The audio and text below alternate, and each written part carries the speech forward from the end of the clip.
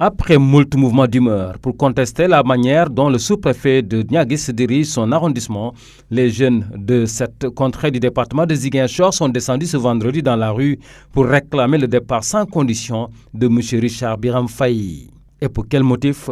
Les populations se voient subitement privées de leurs droits les plus élémentaires, entre autres la manifestation culturelle des femmes de Centrale, l'arrêt de l'animation musicale lors des baptêmes, mariages et communions à partir de 20h. L'animation du bombolon lors des cérémonies coutumières, c'est les manquants se voient arrêtés à 20h du yon.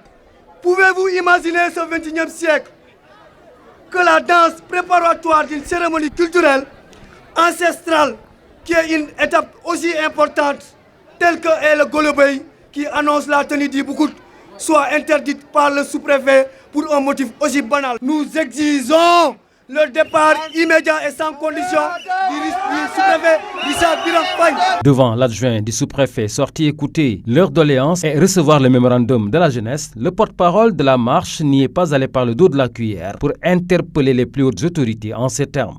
Nous interpellons les autorités compétentes, le préfet du département de Ziguinchor, le gouverneur de la région de Ziguinchor, mais plus spécifiquement le président de la République d'intervenir sur la situation avant que l'irréparable ne se produise. Serein et patient, durant ces moments de mouvement de protestation, l'adjoint au sous-préfet de Niaguis de placer les mots comme pour rassurer.